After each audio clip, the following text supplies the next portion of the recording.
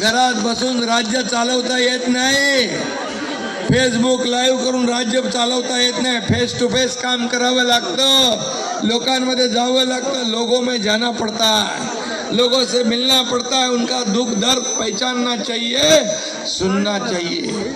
ये सुनने वाली सरकार है हमारी। पहले की सरकार मेरी आवाज सुनो, हमारी सरकार जनता की आवाज सुनो वाली है। और जनता का आवाज, जनताचा आवाज, मगाशी रवी किशनने सांगितलं,